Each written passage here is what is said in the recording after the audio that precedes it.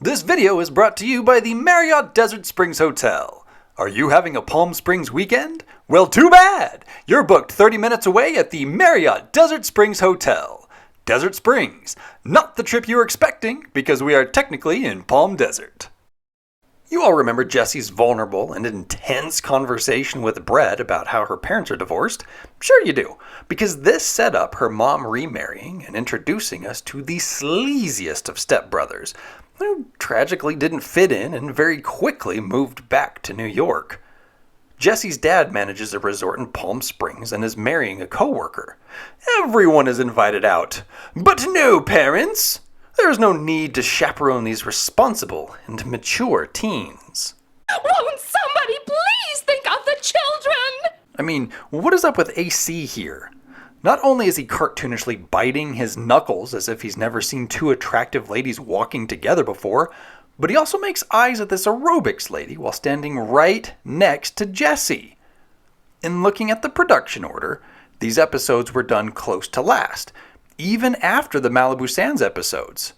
If we've seen all these episodes, then one of these produced yet unaired episodes must explain why Slater is so brazenly on the hunt. Spoiler alert, it's cut day, so we still have a bit to wait for the answer. And while AC appreciates the aerobics girl, Jessie is staring eye daggers at the see-through leggings. Even Kelly gets caught up in the outfit. But come on, ladies, you've both rocked similar athletic wear before.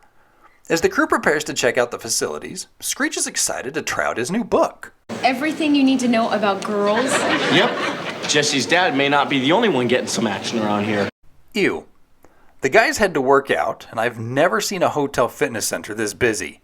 And the boys like what they see. I hear you, blood. I hear you, blood. Yo, don't say that. That book's trying to get you killed. Zack sees that aerobics lady. No ring? Wait a minute, yeah there is! Zack, you dog! Undeterred, Zack tries to get a private aerobics class, to which this lady thinks it's appropriate to do this move in these sheer leggings for this teenage boy. Ladies and gentlemen, I present to you Saturday morning butt. And surprise, surprise, Zack can't keep up. Screech doesn't fare much better, as his pickup line just gets him more cardio. And for those of you concerned that Dustin Diamond was put in danger by this turned-off girl, don't worry, she didn't really speed up his machine.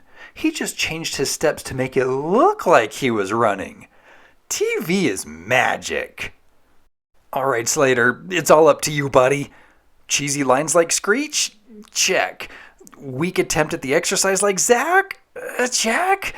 Yet still this European cutie isn't repulsed. Is it the mullet? Should I grow a mullet? That night, Jessie expresses her intense nerves about meeting her new stepmom. It'll be fine. The guys show up, and I can't help but wonder, is David Spano just, comping everyone's meals and rooms? Have the parents agreed to cover everything, sight unseen? Because I'm pretty sure Kelly has some budget constraints. Oh, hey look! Everyone's favorite aerobics girl is the fiancé. This won't be awkward at all. We don't know how dinner goes, but we do know that Jessie hates how young the fiancé Leslie is. But she can't be that young. She's wearing a purple jumper with heels and a belt. Yes, clearly younger than David, but not by a crazy amount. Jessie excuses herself for the night, and David invites everyone out for a boat ride. The venue for David and Leslie's first kiss. 3 notes. First off, based on where we are in the series, this exchange comes out of effing nowhere. Oh, sort of like a miniature love boat. Oh, Zack, you're so cute. Yeah, Lisa. We heard how she said that. Second, and this is a small, simple, stupid thing, but I love the reality of stairs chats. Leslie starts a step down from David, but as the story gets more lovey-dovey, Leslie has to step up. But her foot dangles, because 2 people plus 1 step equals awkward legs. I don't know, I just liked this real slice of life captured moment. My last note is prompted by the arrival of the boat. 18 seconds of screen time. We are really devoting 18 seconds to watch people get off the boat. And if that isn't scintillating enough television for you, here's another 10 seconds of the boat leaving. It's a two-parter episode. We have to pad the runtime somehow. But also, the Marriott needs promotional consideration. We need long establishing shots showing how lovely a time one can have at the Desert Springs luxury resort. Slater invites European cutie Christina back out for another ride, and Screech, who was not present for the boat ride invitation, shows up dressed for a boat ride. Speaking of Screech, he somehow missed the memo that the crew was there for David and Leslie's wedding. He just keeps getting worse every year. Well, I've been saying that with each passing season. As the group splits up, we get a cute little scene with our transplanted Indianans. Hey, you know, Zach, I kissed Lisa for the first time on a bridge. Oh, yeah? When was that? Right before I threw him off? Now, remember back when Screech said this? Jesse's dad may not be the only one getting some action around here. Let's see how that plays out. Screech has moves, but all they accomplish is showing us how skinny he is when wet. AC secures a golf date with the confirmed single but disbelieved Princess of Lichtenberg for the next day. How about Zack and Kelly? You're really sore, huh? Kelly, even my socks hurt. Well, maybe you shouldn't have done 6 aerobics classes in one day trying to impress your friend's new hot mom. Did his watch beep? You're really sore, huh? Kelly, even my socks hurt. Yup. Kelly is a sweetheart and helps a sore friend out. Zack is a sweetheart and helps a cold friend out. Are the sweethearts sweethearts now? At the elevator, we get a prime example of how filming on location can be difficult. Notice how the lighting doesn't quite reach the top of Zack and Jesse's heads? Looks kind of fuzzy and weird. And was that Lori Loughlin getting off the elevator earlier? Jessie is still brooding about her dad marrying Leslie. She's got 2 arguments. 1, why can't her dad marry an older woman? What difference does age make? It's the person that counts. But of course it's Kelly championing a lady's right to be with an older man. But what about Jessie's other concern? She's nothing like my mom. Good thing, too. He divorced her. Lisa's awesome. So let's see here. It looks like Zack and Kelly are still teasing us. We still make a good team. All right. That got weird. You want more weird? Christina is good at golf. Slater wants her to show him that shot again. What the first time she hit the ball, it worm burned to her left and ended to the hole's right. But then she beefs it up into the right and the ball ends up at the hole's left? Looks like I'm not the only one impressed. Essie, I would like you to meet my father, the King of Lichtenberg. For all you wannabe princesses out there, just introduce people to an older gentleman as if he is a king. As AC displays here, that's all it takes. Zack and Kelly are still vibing, which leads to an amazing Screech scene. Zack rags on the book. Screech explains that it has predicted that Zack and Kelly will get back together. First, the lady gives the gentleman a moonlight massage. My shoulders hurt. Okay. Second, the gentleman offers his jacket to the lady. She was cold. Third, the lady buys the gentleman a drink. Ha! There you go. Never happened. Hey, Zach. I bought us a couple of sodas.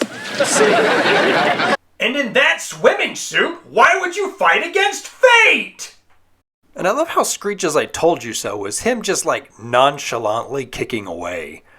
Elsewhere, Slater is metaphorically drowning in self-doubt. But dude, have you seen what we're seeing? Another elsewhere. Yeah, Jesse effing hates this. With only a minute left in the episode, how about we end on a cliffhanger? Go, go, go, go! Yeah! More!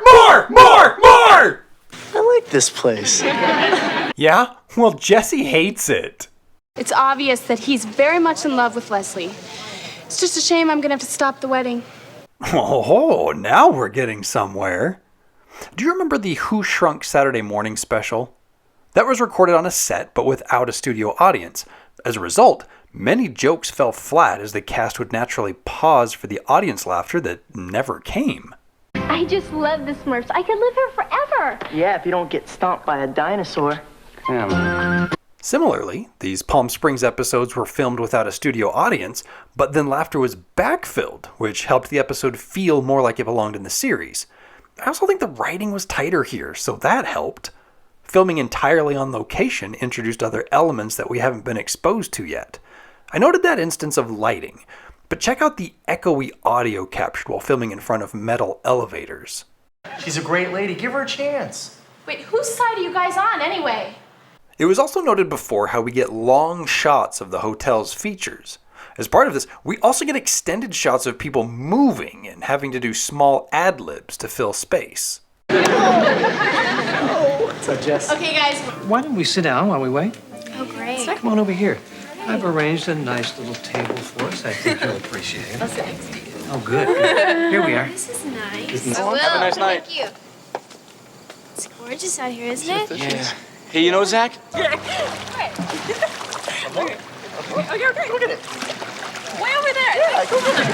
These little things help set the Palm Springs episodes apart in presentation, but also help humanize the characters with the less rigid blocking. David Spano was played by George McDaniel, an actor with decades of acting experience. Aside from 67 appearances in Days of Our Lives, George had spots in television shows like Three's Company, Falcon Crest, Beverly Hills 90210, The West Wing, The Good Wife, and many, many more. He also had roles in movies like This Is Spinal Tap, Lionheart, and Olay. What the F is Olay? That is Daryl Hannah in it? I'm usually a glutton for punishment, but this looks like a hard pass. To make their father-daughter relationship seem more natural on camera, George and Elizabeth Berkley spent time together off camera. And as a final note, George had a considerable amount of plays under his belt, which he acted in as long as he could. He died in 2023. Jessie's soon-to-be stepmom was played by Barbara Brighton. There isn't much to her Hollywood resume, so I just watched everything I could find.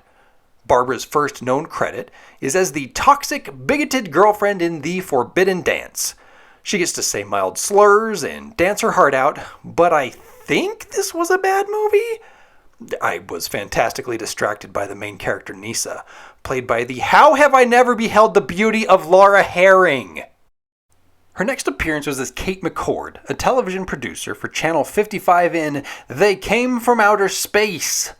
These aliens win a local TV station in a raffle and have to come up with money fast to pay off a $3 million debt. So they come up with the basest of programming and find success. It's kind of like the show is holding up a mirror to itself. Here's something fun. I Am Hobson, whom we know as Mr. Hudson, played the station's program manager. Yeah, when he sees the shows these guys make, he straight up dies. Barbara fits the show well as she mugs and cheeses her way through her part. And having seen an episode of this, I think I'd rather chance a viewing of Olay. Barbara also had a role in the TV adaptation of Harry and the Hendersons, but I can't find anything on that show. So her last appearance to cover will come in the next video when we finish up the Palm Springs weekend. I still have the rock that I hit my head on. Ah, memories.